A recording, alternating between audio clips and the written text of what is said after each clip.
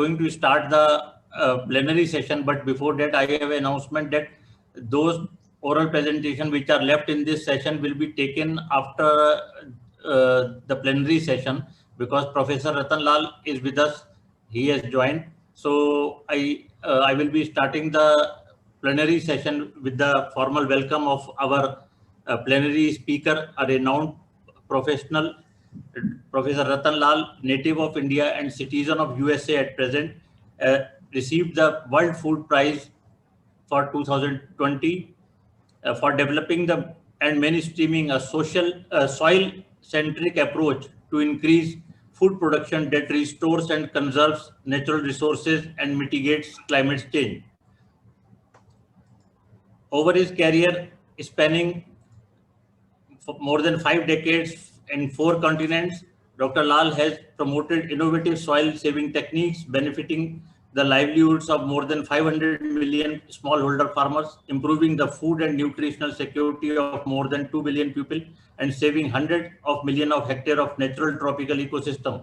The Academy is indebted and heartily congratulate on the World Food Prize, being the World Food Prize laureate for 2020, and being soil scientist, we are very proud that he has got this prestigious award, and he is with us to share his experiences, vast experiences he has in the field of climate change mitigation and soil carbon and many other fields.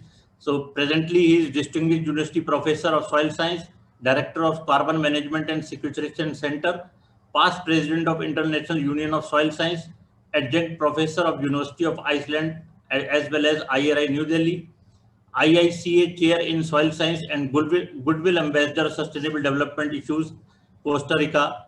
He's at Ohio State University at USA, and we are thankful to him because at present the time is around 7 a.m. at Columbus, where he is presently there. So we have requested him to kindly share your experiences, give us a plenary talk during the International Web Conference, and he has agreed to this. We are highly thankful to him. So I will ask the Professor Ratan Lal to kindly unmute, and thank you, sir. Thank you very much, sir, for joining. I hand over to Professor Ratan Lal for the plenary talk on climate resilient agriculture for sustainable management of natural resources and advancing Agenda 2030 of the United Nations. Thank you. I suppose you can see my screen and slides. Is my screen visible? Yes, sir. Yes, sir. Okay, thank you. I once again want to thank you for inviting me. I appreciate it. I wish I had heard the other plenary speakers, especially my friend Dr. Ildefonso Placentis. I heard he talked about precision agriculture and nutrient management, which I fully support. As suggested, my presentation will be on efficient management of soil, water, and energy to realize sustainable development goals of the United Nations. I want to begin by explaining what is the Anthropocene. Beginning with the onset of settled agriculture since 10 to 12 millennia ago, impact of human or the anthropogenic activities on planetary processes has been as great as that of any geological force. This era, also called the Anthropocene, is similar to the so-called Kali Yuga. Many of you understand what that means, which began roughly 5,121 years ago, according to the Vedic culture. This Anthropocene, as I mentioned, started with the evolution of settled agriculture, which I and many other social scientists believe was started by women.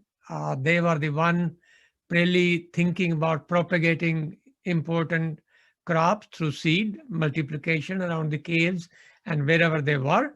And as a result of this activity of start of agriculture began in many parts of the world. In the Near East, Fertile Crescent, about 14,000 years before present, crops like iron corn, emmer, barley, pea, vetch, lentil, they were domesticated. In northern China, about 9,000 years before, rice. In Papua New Guinea, about 6,000 to 9,000 years, sugarcane and root crops. In central Mexico, Aztec Mayans, 7,000 to 8,000 years ago, maize, squash, gourds, beans. In Indus Valley, right where you are, 7,500 to 11,000 years ago, wheat, barley, jojoba were cultivated. In West Africa, about 5,000 years before present, yam and cassava domesticated. In Horn of Africa, 5,000 to 7,000 years ago, teff, coffee, cucumber tree, Yahaba bean. In Eastern North America, Cherokees, 4,000 to 5,000 years ago, cranberry, chenoped, marsh elder, maple sugar, tobacco, squash, sunflower, knotweed, little barley, maygrass, many crops. In Western North America, Pueblo de Velar, 6,000 years ago, amaranth and pine nuts. And finally, amongst many other places, in South America, Incas, 7,000 years before present, potato, beans, and cocoa. So this settled agriculture made food more available. Consequently, you remember this picture I showed you as the beginning of agriculture. As a result of increase in food availability, the population began to increase. Malthus around 1800 was worried when people were only 1 billion. Right now in 2018, 2020, we are about 7.8 billion. In 2050, we are going to be almost reaching 9.2, 9.5, 9.7 billion. We might level off somewhere more than 11 billion in another 80 years from now. And this is anthropogenic driver, the population. And over the last 10,000 years, when agriculture began, the number of humans has increased about 1,000-fold, from somewhere about 2 to 20 million when the agriculture started to about 7.8 billion now. And this population, which has as much impact as any geologic force, high impact on the planet, is equal to PAT. P is the population, A is the affluence with which the population lives, and T is the technology. I'm not sure if we can do anything with stopping population growth between now and 2050. I think that train has already left the station. Maybe we can do something about what may happen by 2100. But technology certainly we can do impact. We can certainly change the lifestyle, our values and affluence. So there is hope. Now, the expansion of agriculture because of the population in the year 1000, in year 1, when the Christian era began, the population was hardly 200 million. The cropland area was 130 million hectare at that time. Right now, about 1,400 million hectare. Pasture land, at that time, about 110 million hectare. Right now, 3.5 billion hectare. Irrigated area, practically nothing at that time. At present, about 350 million hectare. So agricultural change, land use change has impacted tremendously. For example, the forest in the 8000 BC, we had 6.5 billion hectare. In 2000 AD, we have 4 billion hectare. And at 2020, we are decreasing at the rate of 10 to 12 million hectare every year. So humans have tremendous impact. Cropland, I already mentioned, 1.4 billion hectare. Grazing land, about more than that, tremendous, more than double. So this has led to tremendous decline in the wildlife, biodiversity. Here is the graph recently published by BBC and Zoological Society of London. In fact, very recent, like last week. The population decline is very serious. In fact, they think about 2/3 decline has happened since 1970. And the impact on square kilometer of land, which have been lost, about 1.9 million. That's about 8 times the size of the UK. Wild species lost, about 1 million. Tons of food waste every year, about 1.3 billion. That is the Anthropocene. That's the impact of the Anthropocene on biological and geological ecosystem. So in addition to that, of course, the emission of greenhouse gases. As the land use changed, we converted forest and prairies into agriculture from 10,000 years ago, 12,000 years ago to 1750. The estimate is that the terrestrial biosphere, soil and vegetation, we lost 320 gigaton of carbon to the atmosphere. Not everything stayed in the atmosphere, fortunately, but that's the estimate. Between 1750 and 2019, last year, we lost another 235 gigaton from the terrestrial biosphere, of which the soil carbon loss is estimated somewhere about 130 gigaton of carbon because of the human activity. Compare that with fossil fuel emission from 1750 to 2019, 440 gigaton. Right now, that is 10 gigaton per year. And what we are losing from terrestrial biosphere land use change is about 1 gigaton per year. So from 1750 to 2019, we have lost 675 gigaton of carbon from all sources, fossil fuel as well as land use. 75% of that since 1750 is from fossil fuel, but 25% from land use change. And this land use change terrestrial carbon loss has strong impact on the ecosystem services such as food, feed, fiber, fuel, and shelter. If we do not put that lost carbon back into the terrestrial biosphere, the anthropogenic caused degradation of the ecosystem will continue with more serious impact on the productivity of agro-ecosystem. Let me tell you where the energy use is coming from.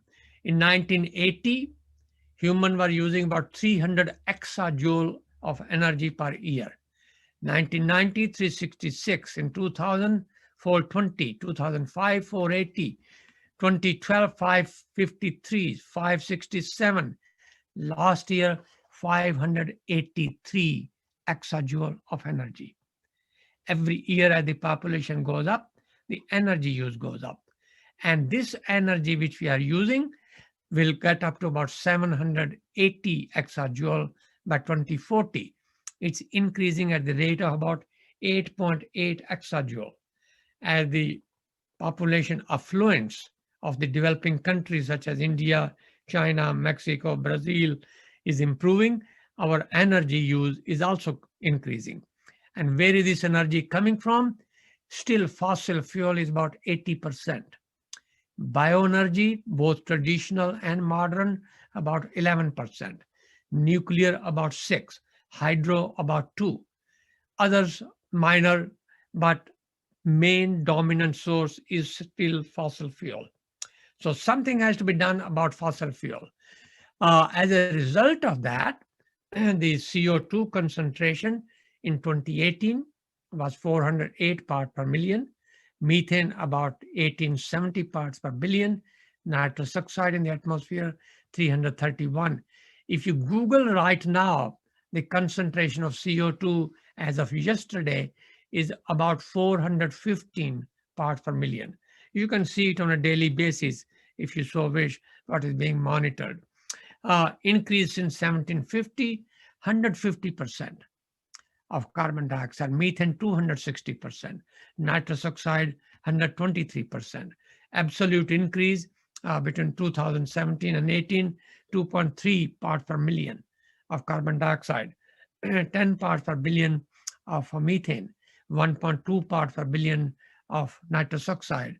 Relative increase 0.57% of carbon dioxide. And if you look at the percent, what was in the beginning of the Industrial Revolution, the last line, 278 parts per million around 1750.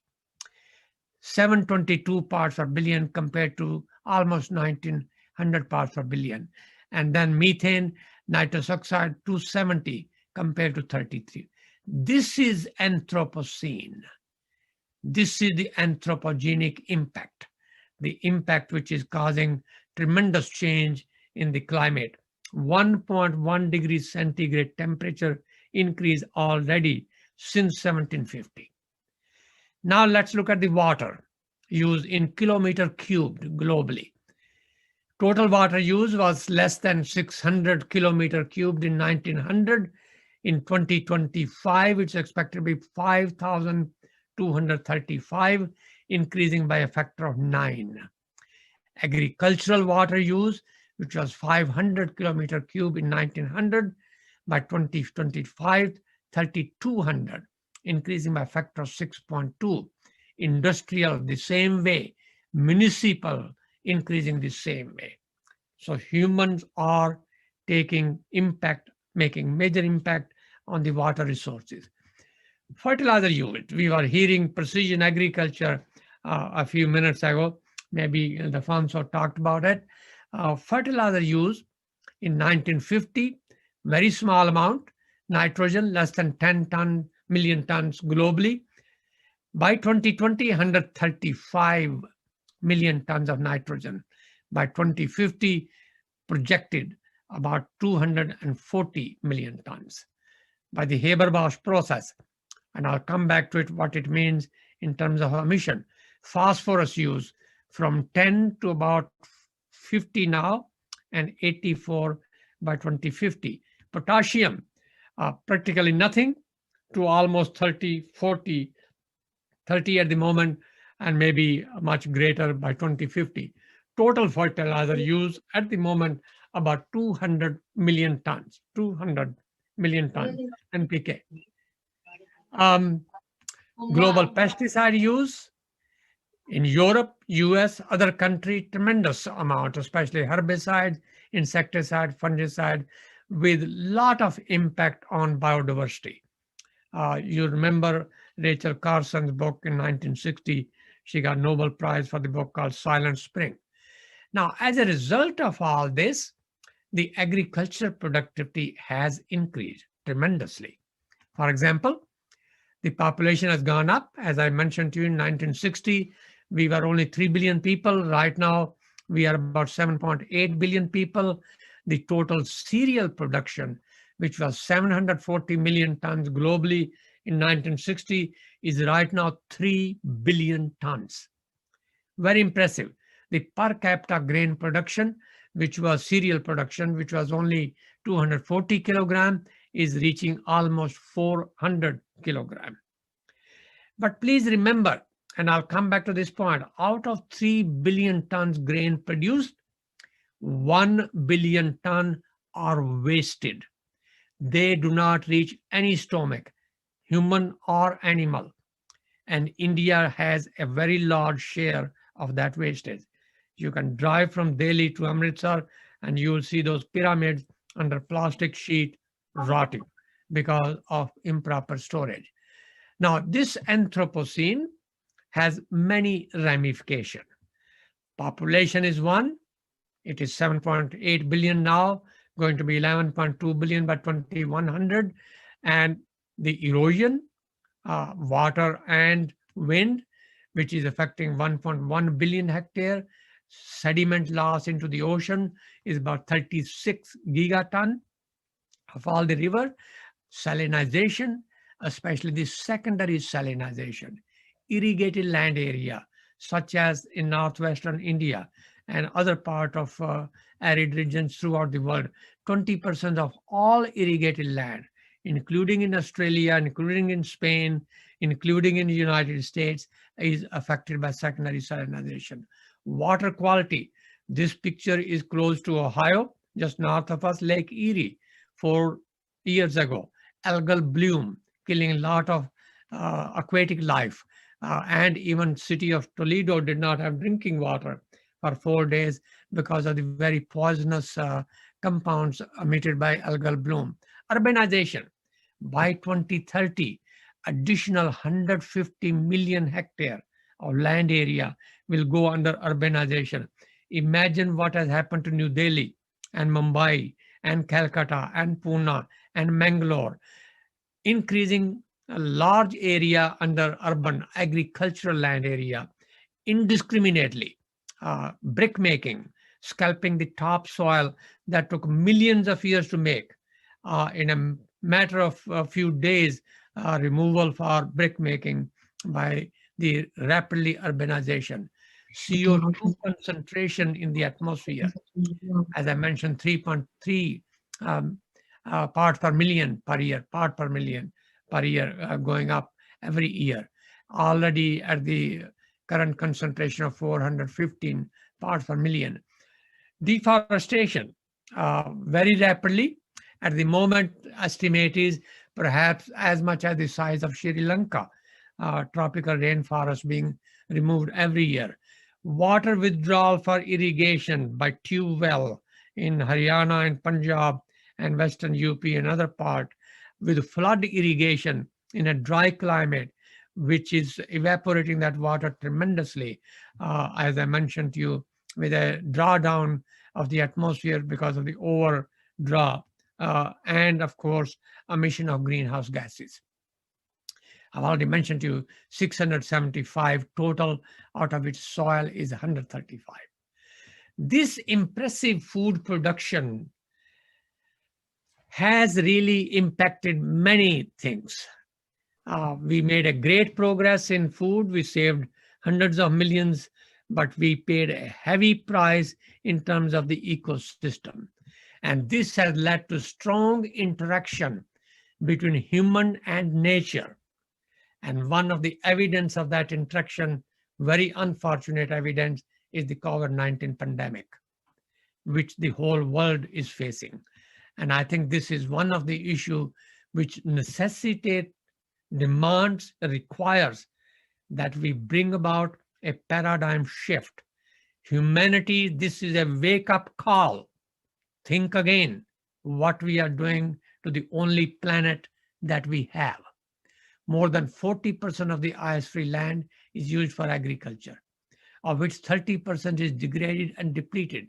3.7 giga hectare of agricultural land is used for raising animal. 70% of fresh water withdrawal is used for irrigation. 30% of anthropogenic emissions are contributed directly and indirectly by agriculture. Yet, in spite of all that, 1 in 9 people is undernourished. 200 million people in South Asia, mostly in India, are undernourished. Even in the United States, 40 million are hungry. Even in Ohio, 1.7 million are hungry. Out of those 1.7 million, 500,000 are children under 5. And out of all that, 2 to 3 people in 7 are malnourished. They are deficit in protein and micronutrients.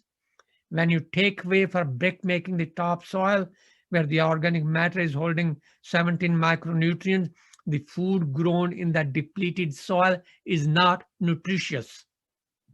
That's not difficult to understand. Therefore, business as usual is not an option. We must change. This is a time for a paradigm shift and the realization that the health of soil, plants, animals, people, and the environment is one and indivisible. When the health of soil is degraded, health of everything else goes with it, including the environment, including the planet. And please remember, we have only one planet. We have not yet reached to live on Mars or Moon or elsewhere. Therefore, soil and agriculture has to be made a solution to this problem. Being the source of critical ecosystem services for human well-being and nature, it is essential to make judicious management of soil integral to addressing all the global issues. It's critical to objectively consider how we produce, store, process, transport, and consume our food, and manage the byproducts of ecosystem in a way that spare the land for nature. Remember, our Shastra says Churasi Lakh Jeevani. Churasi Lakh is 8.4 million. Science has just proven 8.7 million. We are only one of the 8.7 million, and yet we use 40% of everything produced by the planet. Therefore, we must maximize the use efficiency of inputs and minimize the environmental footprint. And this is what is very important part. So how do you feed this world of 10 billion people? 8 billion right now, 2 billion at least coming 30 years from now. And these are guests. We invited them. They're not coming on their own. We have a responsibility to make sure they are fed and housed and looked after properly. We must reduce the waste. 34% of food produced in India is wasted. Food waste, wasting Anna Bhagwan, is a crime against nature, against God itself. We must stop it. We must stop whatever we can. 1 ton of food waste eliminated is better than 1 ton of additional food produced. We must increase access to food by addressing poverty, inequality, wars, political instability. That causes distribution problem. Therefore, we must improve distribution. COVID-19 has caused problems because of disruption in distribution, both in production chain and supply chain. And somewhere, both in India and elsewhere, and as the affluence increases, we try to eat more animal-based diet. I think we should respect our culture. We should go back to our roots, and we should eat as much as possible plant-based diet. Pulses are very good source of protein, and we should increase the pulse production and identify alternate sources. We each must have a personal responsibility. Do not think what is small amount.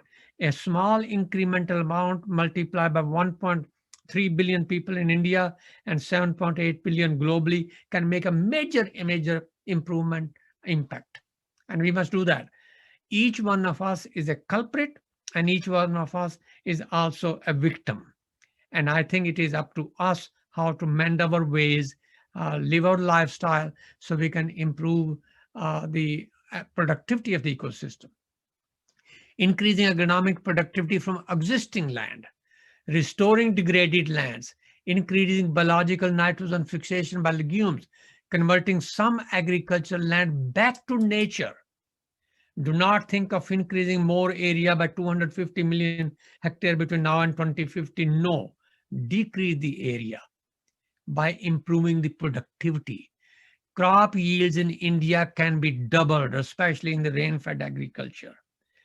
Water can be saved by changing from flood irrigation to micro irrigation and drip irrigation. Fertilizer use can be improved by precision agriculture and by recycling. Through eco-intensification, we must follow the concept of eco-intensification. We must reconcile the need for advancing food and nutritional security with the absolute necessity of improving the environment. It's not food alone or not environment alone. We have to have both. We must have food. We must have better environment. One thing I was watching is the pictures of Delhi when during the COVID closed down pandemic. You could see beautiful Delhi. You could see Himalayan peak from 100 miles away. You could see the Ganges water pure and clean. It can be done. Pandemic did not have to cause that. We should think about those things ourselves before nature does it for us. Therefore, the global food supply chain and the food production chain in India must use energy and inputs wisely, not indiscriminately. They are not substitute for scientific management of soil resources. The cost of carbon in plowing, a moldable plowing takes 15 kilograms of carbon as a diesel consumption. Chiseling about 8 kilograms per hectare. heavy disking about 8, standard disking about 6 kilogram, subsoiling about 11, cultivation about 4, rotary hoeing about 2. Do we need all that? Do we need that plowing? What is the reason for it? Because we first compact the ground and then we try to alleviate it. We can eliminate it. Then putting fertilizer. Each kilogram of nitrogen fertilizer by the Haber-Bosch process, by producing, by packaging, by transport, by distribution, not application, is about 2 kilograms of carbon emitted. The fertilizer use efficiency, especially of nitrogen in India, is low. It can be doubled and tripled. It is less than 30%. It can be doubled and tripled. Rather than increasing the rate, apply properly, judiciously, discriminately when needed, and how to apply. And of course, the formulation, which can be improved. Phosphorus, little less, potassium, little less. Nonetheless, there is no reason for wastage. Herbicides and pesticides are very carbon intensive. Some herbicides, Gramazone, Roundup, 7, 8, 10 kilogram per kilogram of active ingredient. Insecticides, the same thing. These are very carbon intensive inputs. In addition, they have an adverse impact on human health. And I do not need to remind those who have to take a train from Patiala to Bikaner for the Cancer Express. Indiscriminate use of pesticides have adverse effect on human health. Carbon cost of herbicides, atrazine, 4 kilogram carbon per active ingredient, dicamba 6, glyphosate 9, paraquat 9. All these are very carbon intensive. Plus, of course, they're poison. One thing I must mention though, the difference between poison and remedy is the dose. Dose is critical. Do you need to apply 150 kilogram of fertilizer per hectare in India that we are already applying when the use efficiency is less than 30%? I think those are the questions which are required. Now I want to come back to the diet. Here are the crops, sugar to beef, and here is the footprint for water. For sugar crop, footprint cubic meter per ton is 197, and go down the line, beef 15,000. So I think it is obvious where should we focus on saving the water resources. In terms of the calorie production, it's the same thing. Vegetable-based calories is much less by a factor of more than 10 compared to the animal-based, and the protein follow the same pattern. So we must think critically what is good for us personally, health-wise, and is good for the planet. Let's look at something else which I want to show you here. The last column, that is the people fed, and it is this column I'm thinking about, people fed per hectare in India compared with people fed per hectare in China, USA, Brazil, and world. In India, we feed 6.5 people per hectare. In China, 13.5. In USA, 16. In Brazil, 11. And world, 10. My friend, colleagues, compatriots, we have work to do. Increase productivity, increase use efficiency. Think how to manage very precious, very fragile, very finite natural resources. And those precious things to think are the element: phosphorus, sulfur, carbon, nitrogen, water. And how do you manage them to reduce the ecological footprint to create ecosystem services, whether they are provisional, regulatory, sporting, and cultural, so that we can manage soil health, physical, chemical, biological. And that is the management. That is the science. That I hope you are discussing at your conference. So sustainable agroecosystems of the 21st century now must be soil-based. They restore soil. They must recycle nutrients. They must conserve and purify water. They must strengthen biodiversity. Remember, I showed you the graph. They must produce nutrition-rich food. With CO2 increase, with degrading soil quality, the food must be nutritious. The nutrients must come from food, not from pellets, not from medicine. They must come from nutritious food. And this is to assess the societal value of natural resources, to make sure that we manage properly. Therefore, the futuristic agroecosystem, especially in countries like India, with very dense population, the highest world population, probably within 5 to 10 years from now, they must be pedagogically restorative. They must be agronomically productive. They must be environmentally regenerative. They must be economically viable. They must be socially congenial. They must be clinically healthy, nutritious food. They must be laboriously appealing. Drudgery must be removed. Right now, the human suffering caused by some of the agroecosystem, which is absolutely not necessary. That means soil quality and functionality and soil health must be improved by multidimensional sustainability, by increasing biodiversity, by restoration, by holistic approach. Holism, the idea is holism, improve. And by the way, while I'm at it, and we suffer a lot of problems from religious issues, do you know one thing in common among all religions of the world? Whether it's Judaism, whether it's Christianity, whether it's Hinduism, whether it's Islam, whether it's Buddhism, Sikhism, Jainism, is stewardship of natural resources. Look after your natural resources, soil, water, does not matter what religion. So for heaven's sake, tell our preachers in all religions, think about the commonalities among the religion, not the differences. It's the commonalities. And this is the commonality which is the important future for humanity.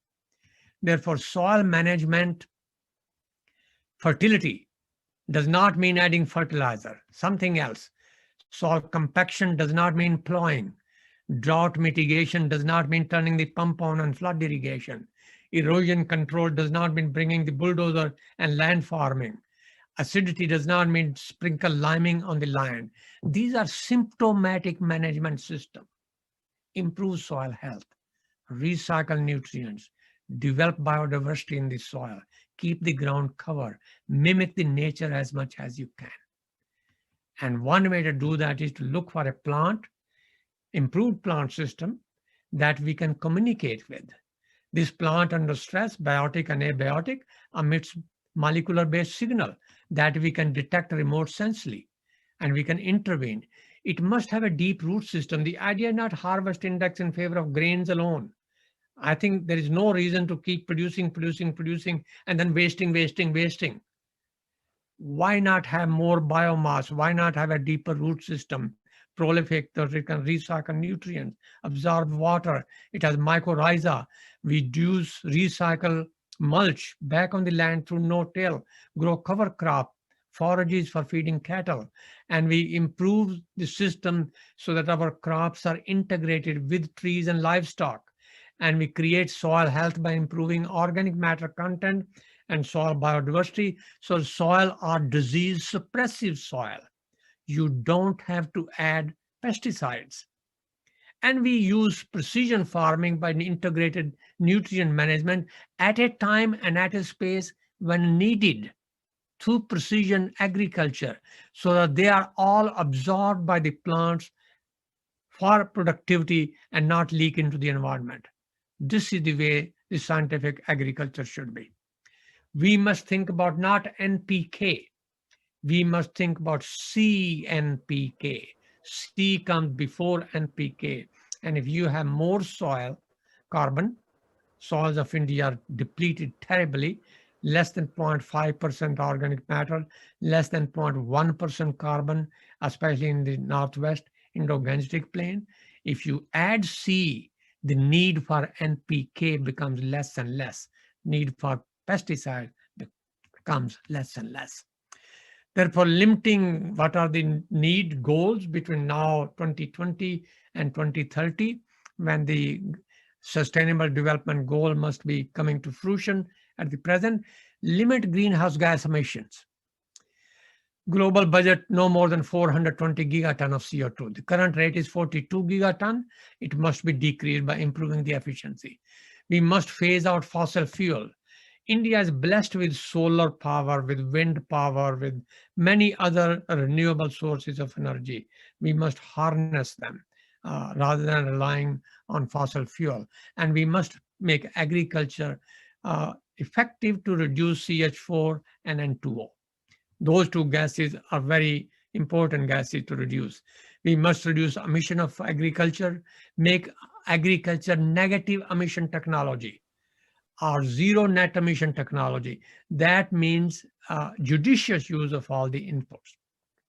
And we must remove CO2 from the atmosphere by putting it back into the soil and vegetation. I think the flood drought syndrome that we suffer, right now we have serious flooding problem. Later on, during the March, April time when no rain, we have a drought problem.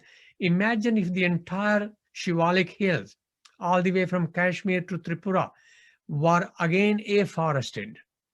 Imagine if Vindhyachal and the other central steep slope areas, if they're all afforested, by saving land for agriculture, that flood drought syndrome will be minimized, tremendously minimized, because now the land will be able to absorb those water.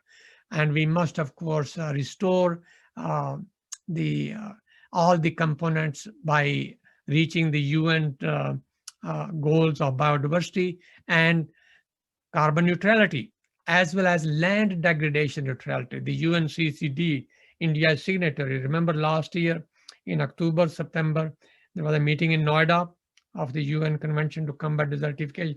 India, Prime Minister Modi himself declared we will restore 26 million hectares by 2030. Let's get on the track to do what we have committed to do, restoring land.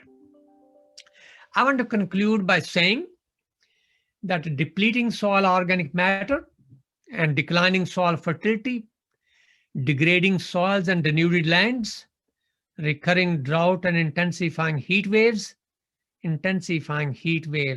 You must be watching the news about California fire because of intensifying heat waves. Increasing salinization, reducing water renewability, contaminating water, polluting air. Sometimes you drive to Delhi and you know what I mean. Low crop yields.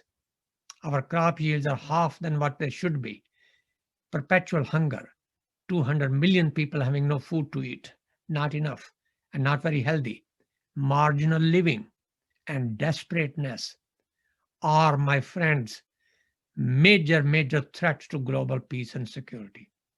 Much more so than our ICBM and the nuclear weapon proliferation. Why? Because the health of soil, plants, animals, people, and the environment is one and indivisible. It's in our hand. It is through the power of soil that we can do many things. I thank you for giving me the opportunity to talk to you. Appreciate it. Thank you. Thank you, Professor Ratanlal sir. We are highly indebted to you for a very good talk and very informative for the participants of the International Web Conference. Sir, if you allow, we have certain questions by the participants in the chat box. I have noted them, and I will be telling you about the questions. Okay. Sir, Dr. Vikas from Jammu is asking, he's professor and head of the soil science department, what can be the approach to retain soil carbon and nutrients on erosion prone soils, especially in the hilly tracts, because the approaches which we are having at present, due to small holdings, farmers are unable to adopt the bookish kind of approaches. Erosion is a really a major problem of removing carbon, and the reason is the bulk density of organic matter in soil is about 0.2, 0.3 gram per cubic centimeter. So it's a very light fraction. Of course, in hilly areas of Kashmir, Jammu, is the water erosion than wind erosion, but both of them, they preferentially remove carbon. So erosion control is number one. And terracing, I mentioned being followed. To say that no-till mulch farming is bookish, I'm rather embarrassed.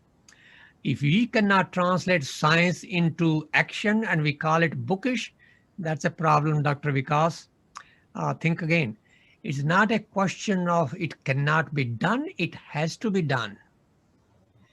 We must preserve the natural resources, keeping the ground covered, having mulch on the ground, and growing a cover crops and adopting conservation agricultural practices. It is not bookish. As long as we keep on saying this is bookish and we can't do it, it will never happen. It's a state of mind. It's an attitude, and it's an education. And with due respect, I make a plea, do not think it cannot be done. It has to be done. And where there is a will, there is a way. And we must find that way. We have no choice. Thank you, sir.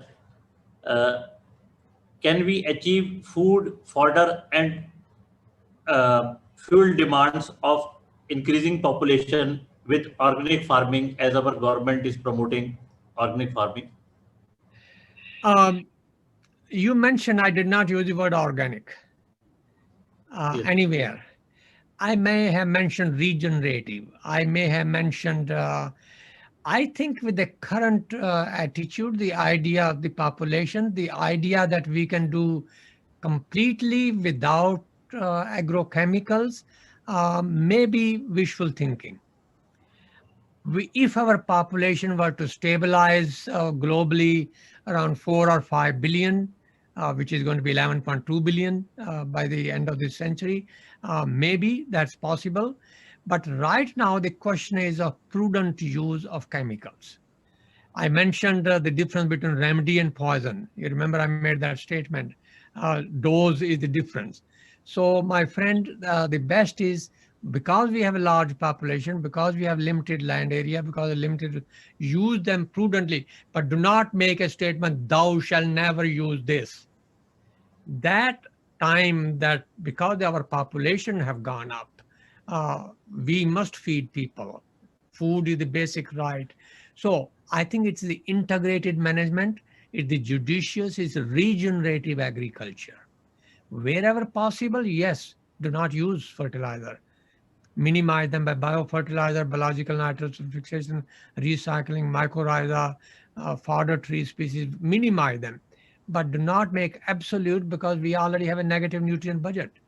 We must somehow add back to the soil whatever we remove. This is called law of return. Return to the soil whatever you take.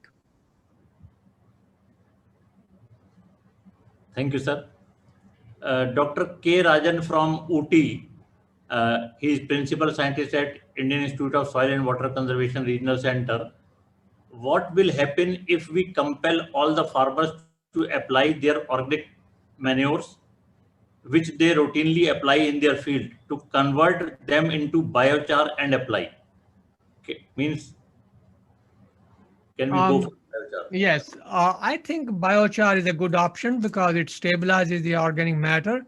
I have driven many times from Karnal into the countryside, going toward Kathal, Jean, the Sun, that area, and I see in a village mill stacks and stacks of rice husk put on fire. I wish they were used for biochar, where you generate energy and then create biochar from that and put back on the land. Biochar is a niche. We have other products such as that, coconut shells, rice husk, some of the other material from the vegetable packing extra, which could be converted. But I do not want to take away crop residue from field and convert into biochar. Be careful. Crop residue is a food for microorganisms, earthworm, termites, centipede, millipede. They cannot eat biochar. And if you deprive them of the food, and if they die, the soil dies with it, and that will take us down along with it. Do not kill the biodiversity in the soil by taking away the residue and converting into biochar.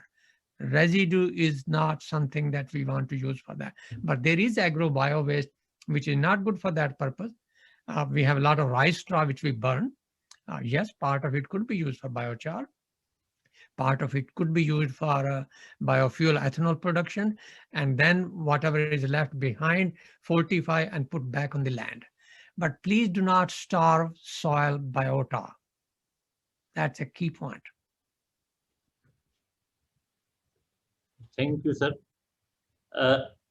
Microbial population or addition of biofertilizers at present are required to improve the native microbial population. This will help in improving the efficiency of fertilizers we are applying and maintaining organic carbon levels. What are your views, sir? I absolutely agree. Anything that will increase soil biotic activity and species diversity of soil biota, of native one especially, that's the way to go. But please remember they require food, and their food is the same as our food, organic matter. So I should have shown you picture where I deliberately removed crop residue for one reason or the other for 17 years. And what happened to the soil? It died. It had no activity. And I also know what I did to a soil at IITA. Dr. Ildefonso may have visited those plots. I applied Furadon, and Furadon killed everything. So you want to safeguard soil biota, and you want to create conditions that they thrive and survive. And organic matter recycling one way or the other is key to that. Thank you, sir. Natural farming these days are promoted in India. Natural farming involves cow urine, cow dung, and many other ingredients related to cow. This will what impact can this have on soil as well as crop? I have nothing against natural farming. I think I mentioned let's mimic nature. Remember, I made that statement. Let's mimic nature. So anything recycling, cow dung, certainly recycling, cow animal waste recycling. I recently had a player educational visit. I was visiting a university in Sweden, and there the civil engineering department showed me a new system of collecting human waste, liquid separate, solid separate, though that can also be recycled hygienically back on agricultural land. So I think recycling bio-waste, including human, including urban, as long as heavy metals from industry are kept out, and animal. My only concern is whether it is enough to meet the demands of increasing agronomic yield per unit area, which I said should be doubled. I think if the soil is fertile enough, and then you can recycle those nutrients, bring in from the biotic system, that's a good idea. But a closed system where everything is recycled and the soil is already depleted, that obviously cannot produce enough.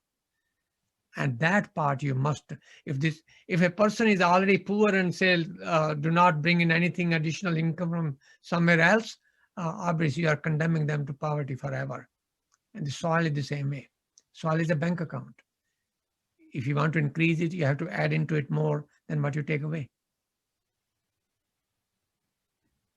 Sir, Dr. Patel from Anand Agriculture University have a question. How coastal ecosystem can be managed for climatic resilient agriculture in coastal regions?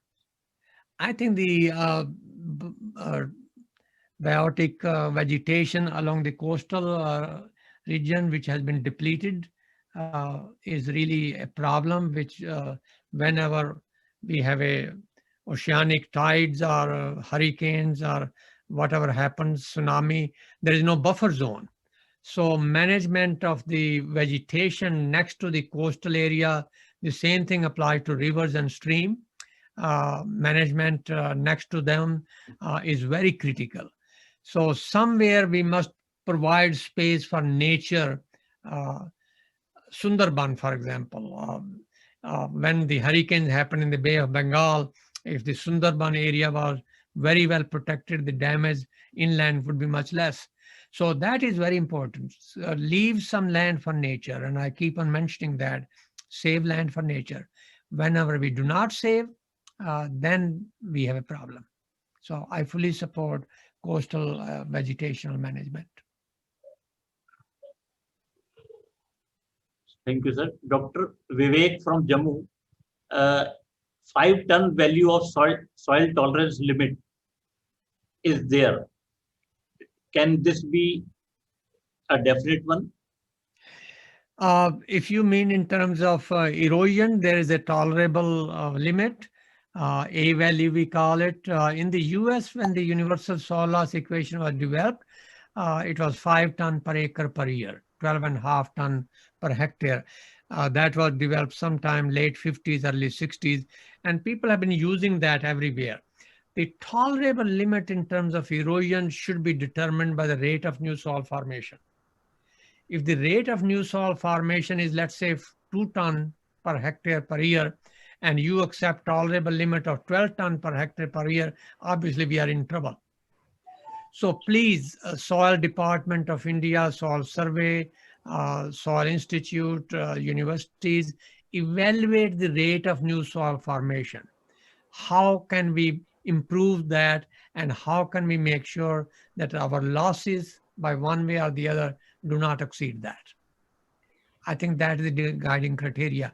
We cannot adopt 5 ton per acre per year used for the Midwest United States in steep lands and soils of India or elsewhere in the world. मैंने कुछ नहीं किया. Neem coated urea and poly coated urea. मुझे नहीं पता यार. देख ले, लाइट है. Please don't, participants, please. Leela Kaur, please. Leela Kaur. Thank you. Sir, neem coated urea and poly coated urea helps in improving efficiency. Yes, I think anything that causes slow release of nitrogen, those are very good. So neem coated urea, clay pellets, anything that decreases the release of nitrogen immediately and makes a slow release is certainly an improvement. Any formulation that reduces the solubility and increases volatilization or leaching losses is a great idea. Neem coated would also have some kind of bacterial and antibiotic properties, because neem is a antibiotic by itself. So I think that's a good idea. Hopefully it's cost effective. Dr. D.K. Sharma, ex-director of Central Soil Salinity Research Institute, Karnal. Dr. Sharma, you want to ask? Please unmute yourself, sir. Yes. Okay.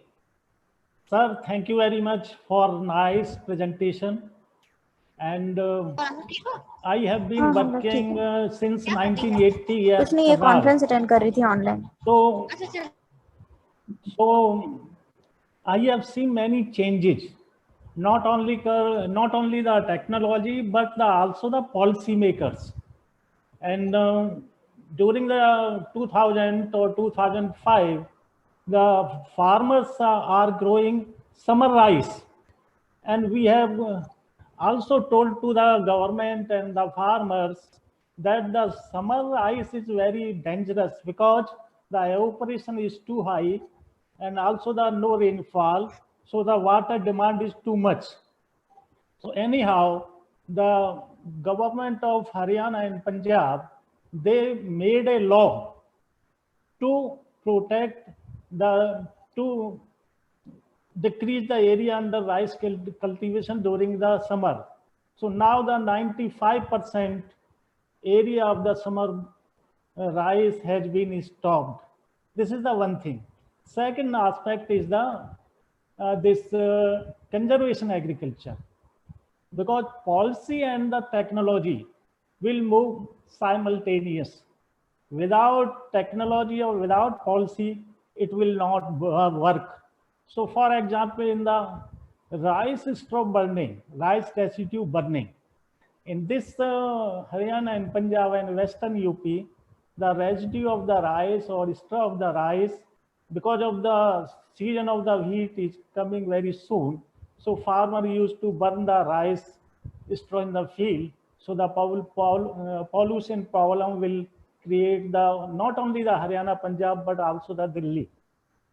So the slowly, this also made a law in the Haryana and Punjab to reduce or to eliminate this rice burning. So they have the machine now, and this area of the rice burning or volume of the rice burning is going to reduce. So these are the two things I want to share with you, because only the technology will not work. Technology and policy, it will work. Then your this idea of the carbon footprint will reduce. Thank you very much. Thank you. Thank you, Dr. Sharma. You know, I'm from Karnal. My home is not too far, about 30 miles from Karnal. So I'm very familiar with that area. Yes, I fully agree. When I was growing up, we did not have as much rice as we have nowadays. This is a dry area. It's a flooded rice does not belong in that area. Rice should be shifted to eastern part, lower Indo-Gangetic Plain, more humid area. In this area, the traditional crops, sorghum, millet, cotton, pulses, those are the crop in rotation with wheat. So if rice is to be grown, it should be non-flooded, direct-seeded aerobic rice. I fully agree that the yield of that rice will be low, maybe as much as 20%. I think producing it and then wasting it doesn't make sense. If rice is to be grown in an arid climate, it should be direct seeded, non-puddled, aerobic rice varieties, accept lower yield but save natural resources. Conservation agriculture is needed, and it will be only possible if machinery was available. And the machinery not only for cutting crop residue and baling it away, but also no-till seeder. I understand happy seeder is a good one, but from my experience here in Ohio, we require 25 horsepower tractor to pull one no-till seeder. If you have a 4-row no-till seeder, you are talking about a tractor which is more than 60, 70 horsepower. We do not have those kind of tractors. Therefore, this kind of machinery like the combine should be available at a village level for renting. Government should provide rental facilities for harvesting residue rice straw close to the ground, for baling, for taking it away, and no-till seeder which are properly equipped to seed and eliminate burning. And to that, not only the machinery should be provided and maintained at a village level, which farmer can rent and use, but also those who adopt this thing. And that goes back to the very first question, which I asked from Jammu, how to make this practical. Let's provide farmer ecosystem services payments when they do good things. And I have been recommending something like 1,200, 1,500 rupees per acre for that kind of incentive. If a farmer does good thing and they suffer from yield reduction for doing proper agriculture, especially first 2 or 3 years, policymakers should intervene and provide some incentive. This is called translating science into action through proper policy. And I fully support this idea of growing rice in a arid environment. It has helped us, certainly with food, but we have areas which are humid. We should focus rice production there. That is where eco-regional planning is necessary. Wheat, pulses, sorghum, millet in arid, semi-arid areas, rice and humid crops, including tree crops, banana, papaya, other in a humid part. This planning for that, we should encourage policymakers to incentivize farmer. So some of those things which have been very good in the past, it's the time to change. Thank you, sir. There are a large number of questions, but I will be taking 2-3 because we don't want to bother you more, sir. From Dr. Varshi Dandinia from Sri Lanka, she want to ask directly to you, Dr. Varshi. Yeah, thank you, Dr. Arora. Professor Lal, we are looking forward to hear your talk in Sri Lanka as well. So I have one question, sir. Usually in your talks, we talk about the permafrost melting as well, which is giving a very gloomy picture. So I would like to know, like, what do you think about this issue, and whether we will be able to offset the effects of permafrost melting with regenerating vegetation, or bringing the degraded areas under cultivation or under a vegetation cover? Oh, thank you. Permafrost, which are, the tundra regions, in the Himalayas, also the altitude, high altitude areas.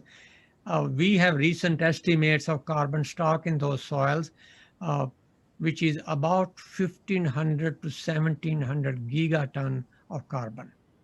And if this, and compare that with 1,500 gigaton to 1 meter depth for all the remaining ice-free land area of the world. So if that 1,500 to 1,700 gigaton melts and it is released into the atmosphere as methane under anaerobic condition and partly as N2O, we are in a real big trouble. So this is where prudent management of land resources, so that we can somehow keep global warming to below 2 degrees centigrade.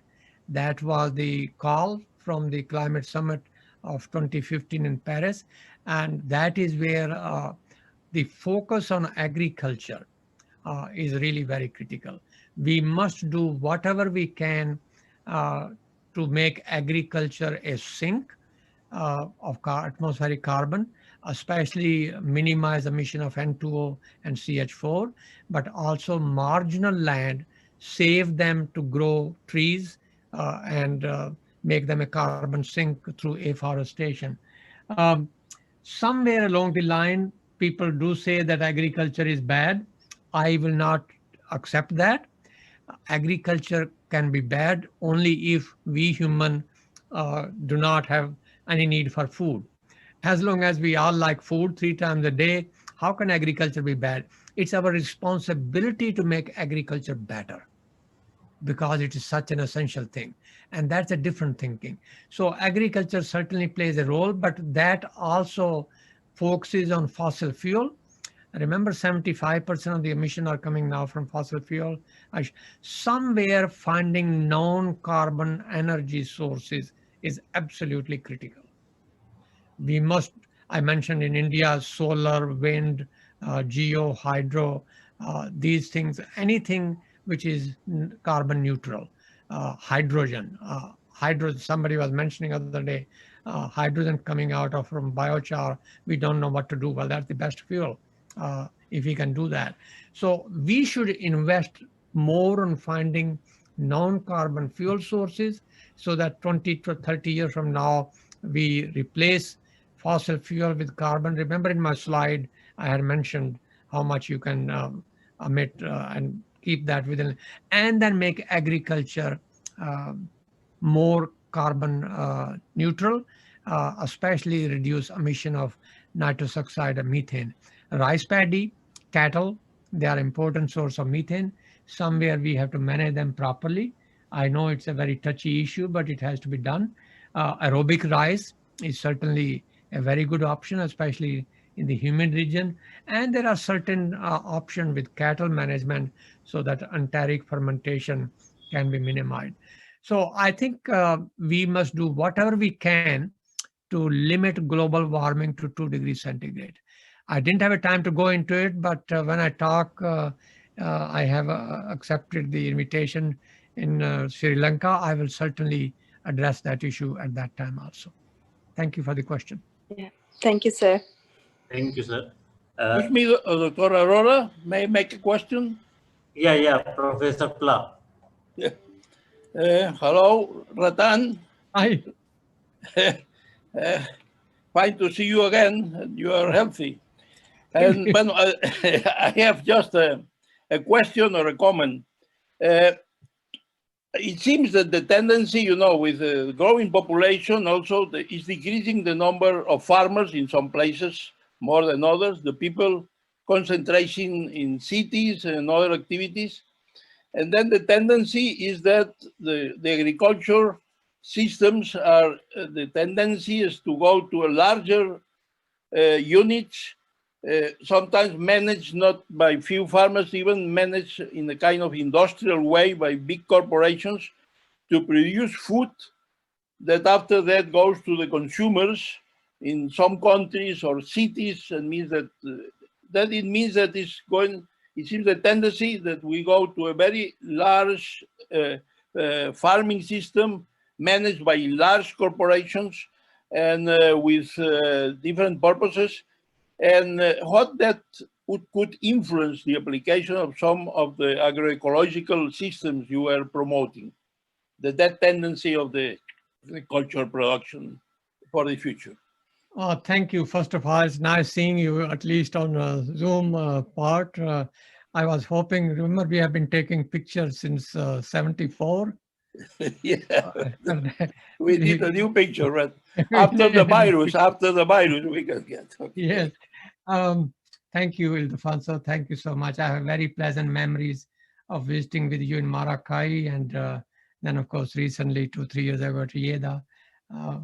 I appreciate all your hospitality. Yes, there is a tendency to think that large-scale agriculture is the solution. I'm not sure that is a correct statement, because somewhere between 500 and 700 million farmers of the world, including in South Asia, Sub-Saharan Africa, and elsewhere, are smallholder. 5 acre, 10 acre, and they are the one that probably produce more than 70% of the food. And I think with the proper management, there is no reason why precision agriculture, judicious management of fertilizer, conservation agriculture cannot be adopted to revolutionize, improve productivity of those small landholders. I think we should not think that small landholders have no more place. I personally think they have a major role to play, and they can continue doing that. So if naturally the transition happen, that because of education, out of 2 children, 1 child goes away, does non-agriculture, and the farm size, rather than dividing, becomes maintained, that's a different story. But we should not coerce bringing about coalition of small farm into large. We should understand how to manage them properly. We should empower, and I use the word empower, small landholders. Many of them, as you know, in Africa and Asia, are women. So empowering women farmers, small landholders, so they can manage their natural resources properly. This is one thing I want to mention, that we have been talking about yield in terms of grains produced. How about yield in terms of the nutritional production? How much protein is being produced in the food? How much minerals and vitamins are produced? So maybe we have to begin thinking how to value food in terms of tons and bushels to pounds and kilograms of protein being produced. That is where perhaps we should also market our produce by saying footprint of carbon and water on the package. This snack bar is so many gram of bar per so many gram of carbon emission, or so that the producer is understanding of what is required to produce that food. Producer, consumer can work together. So consumer can dictate, decide what they would prefer to have. They can bring about the change. So Ildefonso, I think the small landholders are very good. They are very important steward of the land, and we should do whatever we can to empower them to manage their natural resources properly. Thank you, sir. Although time is 5:45, Professor Sadeghi from Iran, if you allow, Professor Yeah, Sadeghi. thank you very much. Yeah, thank you very much, Sanjay. I'm so sorry that I missed the early part of presentation of Professor Radhalal, and it is my pleasure to visit him for fifth or sixth times virtually. And really, I'm very pleased because I would like to introduce myself because I did my PhD in India, and I'm proud of that. I did my PhD in Japan University of Agriculture and Technology. Here, Professor Radhalal, I would like to, in fact, mention that whenever we are going to have some recommendation and suggestion about soil and water conservation, I think the differences between progress level in different countries have to be properly considered, and our strategies have to be accordingly suggested. For as you know very well, the strategies which are being nowadays used in the States, where I saw some my postdoctorate over there also, it is totally different from those techniques which are being used in India or in Iran or in other countries. So to me, monitoring soil and water conservation strategies, to me, the monitoring based soil and water conservation strategies and adaptive approaches would be the best solution for soil and water conservation in developing countries. What is your idea? I would like to know that. Oh, thank you so much. Thank you for your comment. One thing I want to mention that there has been debate going on right now as we speak. World Resources Institute raised a similar comment such as your, is conservation agriculture, regenerative agriculture really a solution? Yeah. And their comment was similar to what you imply. Probably it's not. I think our first comment that came from Jammu Kashmir was the same. Is this too bookish? Yeah. I think that was what the term you would. So let me back up. There are 300,000 known soil series in the world. Yeah. And to assume that one technology would work all, one shoe size will fit everything, is being naive. 300,000 type soil series, different climate, different human issue, land size, farming system, availability of inputs, machinery, all those things very different, values very different. So I think to assume that there is one technology which will fit everywhere is not really a very, so nobody in the right mind saying 100% one technology everywhere. No, that's not the case. What we are saying is, on the other hand, that the basic principles should be same, and they should be adapted under local biophysical condition.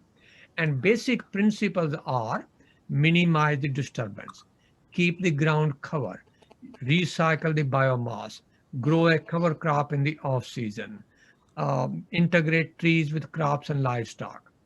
These have biological nitrogen fixation, have mycorrhiza. These are the building blocks of that technology. How you arrange them depends on the site-specific conditions. And human dimension is a very important component of that site. And adapt them on that basis, and then you can call them whatever you like. Exactly. Thank you very much. Thank you. Very nice explanation. I really enjoyed. Thank you. Sir, my question from you, sir, what is the solution that most of the surface soils or the topsoil is being used for brick purpose in India? You have discussed it many times, but especially I am talking about the sodic soils, where the farmer is unable to till, and there are concentration of salt is high, so he wants to sell it the top 1 meter of the soil, and we are seeing in large areas this problem. What are your views, sir?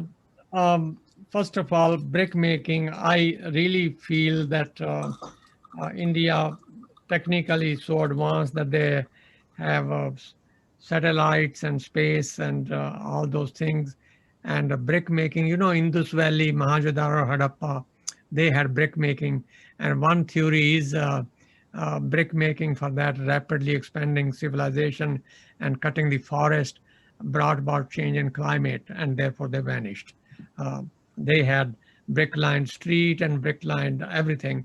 So brick making has been with us for quite a while, quite a long time. I very sad to see taking train from Delhi to Karnal or Ludhiana or Amritsar. My hobby is to count the kiln on both sides just to see the number has increased since I last drove. Unfortunately, it is. I cannot understand why at a district level or at a village level, rather than removing topsoil from their own farm, why a place where the soil is unproductive, gravelly, or whatever, and it's why we cannot go vertically deep and deep and deep and mine the subsoil for brick making rather than the surface soil. So that's one part. I think very simple. Identify an area at a village level, district level, tahsil level, which is reserved for mining, but agriculturally it's a marginal land. So that's one part which I think we must consider rather than removing. Yes, if the soil is marginal, sodic, and it has no value, even then I would be very, very reluctant to destroy something that took millions of years to make. I'd be very reluctant. Right now, maybe we do not know how to reclaim a sodic soil. 20 years from now, in Karnal in the 70s was mostly saline area, and Karnal is now very productive because we knew how to manage them properly. So to destroy a sodic soil a meter because we do not know how to use that soil right now, I wouldn't recommend that. I think that is rather anti-nature. Rice husk, fly ash. There are many other byproducts of the industry which you can put any kind of color in them and make the brick of whatever color you like. It can have. We must have our civil engineering in IIT to find alternate sources to soil for brick making. We have been using it for 7,000-8,000 years. Similarly, flood irrigation, we have been using for thousands of years. We must graduate from those traditional practices.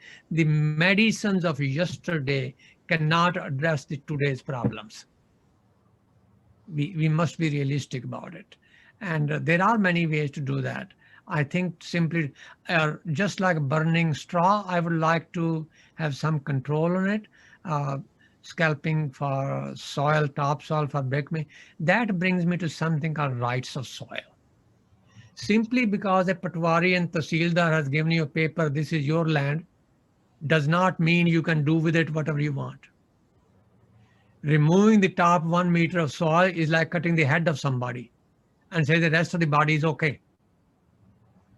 We cannot do that. There are certain things that are not permitted because they're anti-nature.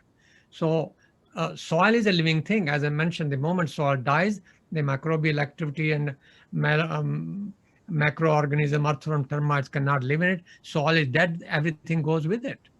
So soil is a living entity, just like any other living entity, whether it's a monarch fly or butterfly or bald eagle or panda, they have a right to live. Soil also has a right to live, thrive, managed properly, judiciously, and restored. Not do anything with it as you want to do it because you own it. That is the concept which will come. I think India especially should demarcate prime agricultural land and keep it off limit to everything. Imagine when we are 1.6 billion people before it starts going down and our productivity our land area, we must protect that. We must preserve that land. That is the legislation, that's the policy which is required. So I disagree that simply because topsoil is unproductive now. 95% of antibiotics come from soil. Soil is not just for agriculture. We must think about non-agricultural uses of pristine, undisturbed soil. I mentioned antibiotic 1. There are many other ecosystem services we are so centered on agriculture. If it's not good for agriculture, it's not good for anything else. That is a wrong supposition. Thank you, sir. In this conference, sir, there are large number of students. They are asking just one similar question. What do you suggest for natural resource management, MSc and PhD to go for the research in the field? What are the burning issues or means the important topics you can suggest? Mr. G.N. Gujar is saying that organic farming can be one option, or potassium management. What are your views, sir? Future research for soil and water management, sir. I think as a student, the most important part is to learn how to do original research. The topic is not as important as how to learn to do good science and a good research. That is really the critical part. The thematic topic will keep changing over time, over generations. They will keep changing. I just want to take a minute to give a small story. There was an old professor like myself, and a student came into the office to meet, and that was his student 25 years ago or 30 years ago. And the student saw that the old professor had a exam paper that he was going to give to the class that morning. So he looked at the paper and found that that question for ecology class had the same question that this professor had given to his own class 30 years ago. He got very annoyed. So he said, Mr. Professor, I'm really embarrassed that if you have not changed the question paper, maybe your lecture notes have also not been changed. They are also 30-year-old. So professor said, my dear friend, I really admired you when you are a student and you are doing very well. And the reason I'm using the same question is because the questions have not changed ever since the humanity began. Is the system sustainable? Is the land enough? Is the soil productive? How the drought? The answers to those questions keep changing with the changing demand and knowledge of the society. And that's the way it is. The question, what is soil quality? What is functionality? Is organic better? Is bone fertilizer better? That Laws and Gilbert were changing. Those questions are still the same and will remain the same. The answers will change with change in knowledge, with change in understanding, with change in demand. So what is needed is to make sure that the scientific background of our student is basic sciences is strong enough, and they are taught how to do innovative basic research, which is original, which addresses the global issues. Please, please do not try to copy anybody. Try to be as original, innovative, and honest and sincere as you can be. And do the best in whatever subject you have. Sometimes people say a better school would have helped, a better lab facilities would have helped. I think a better student is the most important thing. How to be a good scientist is the most important thing. And that's where the future of humanity lies. Thank you very much, sir. Okay, now we stop the questions. Some of the questions we can send you through email, hoping for your reply. Thank you very much for joining, sir. As a part of formal welcome, formal thank Professor Swami from Central Agriculture University, Imphal, who is the organizing secretary, will be delivering the vote of thanks. I request Professor Sanjay Swami, please. Thank you, Dr. Arora, for providing me this opportunity. Very good afternoon, very good evening to all of the participants present on this platform. And of course, very good morning to Professor Dr. Ratan Lal sir. Really, it is indeed a great pride for me in extending vote of thanks to the World Food Prize laureate of 2020, Professor Ratan Lal sir, a distinguished professor of the Ohio State University, USA. On behalf of Academy of Natural Resource Conservation and Management, Lucknow, India, and on my personal behalf, I express my gratitude and thanks to Professor Ratan Lal sir for accepting our invitation, sparing his valuable time to deliver plenary talk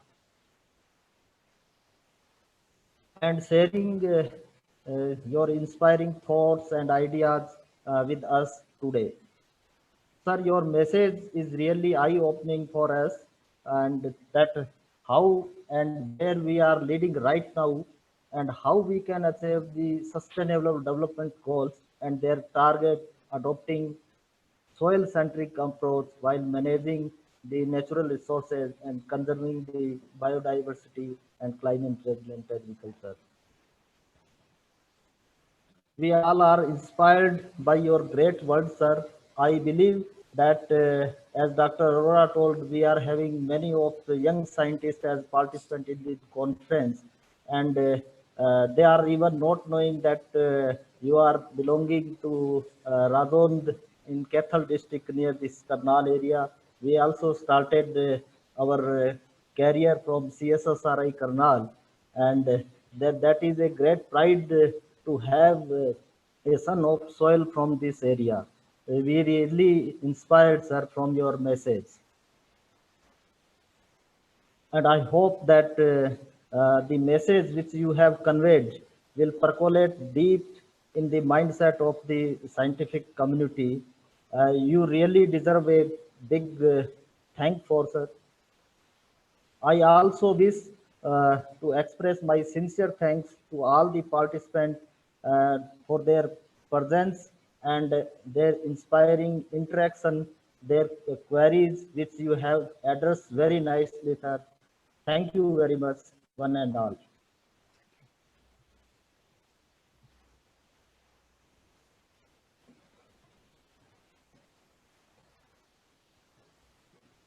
Dr. Arora, please unmute. Thank you, sir. We will be in touch for any other request we have for you, because we are motivated. We are getting motivated by your presence, and many of the participants associated in the academy as well as Soil Conservation Society, we are all in touch with everyone. So we will be having a discussion in future also. Thank you, sir. Thank you. Thank you. Bye.